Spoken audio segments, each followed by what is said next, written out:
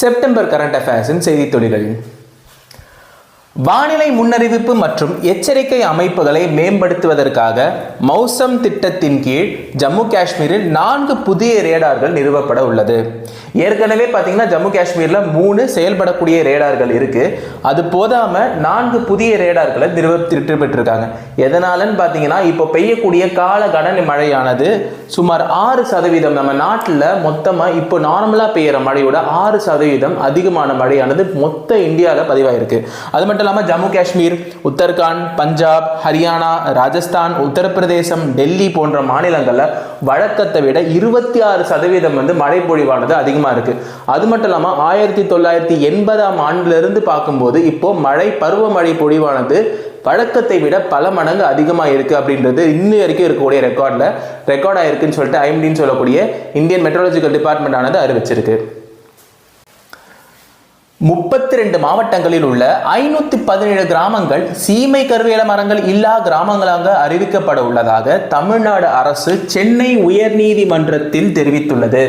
இந்த சீமை கருவேல மரத்தோட பொட்டானிக்கல் நேம் பார்த்தீங்கன்னா ப்ராசோஃபில் ஜூலிஃப்ளோரா அப்படின்னு சொல்லுவாங்க. இந்த மாதிரி கேள்வியும் கேட்கறதுக்கான வாய்ப்பு இருக்கு. அதுக்கப்புறம் உயர்நீதிமன்றம் என்ன பண்ணிருக்குன்னு பார்த்தீங்கன்னா தமிழ்நாடு அரசு கிட்ட ஒரு கோரிக்கை வச்சிருக்காங்க. அதாவது ஒரு மாவட்டத்திலே அது குறைஞ்சபட்சம் முழுவதுமாக சீமை கருவேல மரங்கள் இல்லாத கிராமங்களா மாற்றி காமிட்டுங்க, ஒரு மாவட்டத்தை முழுசா மாத்திருங்க அந்த மாதிரி சொல்லியிருக்காங்க. அது மட்டும் இல்லாம மாவட்ட ஆட்சியர்களுக்கு உத்தரவா உயர்நீதிமன்றம் பிறப்பிச்சிருக்கு. சீமை கருவேல மரங்களை அகற்றணும், குறிப்பா அந்த ஆற்றுப்படுகை ஓரம் இருக்கக்கூடிய சீமை கருவேல மரங்களை அகற்றிடணும் அப்படின்னு சொல்லிட்டு. சீமை கருவேல மரங்களுக்கு பதிலாக நாட்டு மர இனங்களை நடணும் அப்படின்ற ஒரு திட்டத்தின் தயாரிப்பானது தமிழ்நாடு அரசினுடைய தலைமையில ஒரு உயர்மட்ட குழுவானது ஆகஸ்ட் 25ஆம் தேதி நடந்திருக்கு. பீகார் ராஜ்கிரில் ஆடவர் ஆசிய கோப்பை ஹாக்கி போட்டியில் இந்தியா 4-1 என்ற கணக்கில் கொரியாவை வீழ்த்தி 4வது முறையாக பட்டத்தை வென்றது. இதன் விளைவு என்னன்னு பார்த்தீங்கன்னா 2026ஆம் நடக்கக்கூடிய உலகக்கோப்பை போட்டிக்கு இந்தியா டைரக்டா தகுதி பெற்றிருக்கு. இந்த போட்டியை நடத்துறது யாருன்னு பார்த்தீங்கன்னா 1982ஆம் ஆண்டிலிருந்து ஆசிய ஹாக்கி கூட்டமைப்பு அப்படின்றதுனால இந்த போட்டியானது தொடங்கி நடத்தப்பட்டு வருது.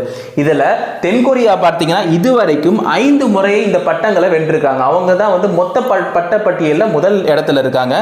4 முறை இந்த 2025ஓட சேர்த்தா 4 முறை அப்படின்ற பட்டத்தை கைப்பற்றி இந்தியா 2ஆம் இடத்தில் இருக்கிறது.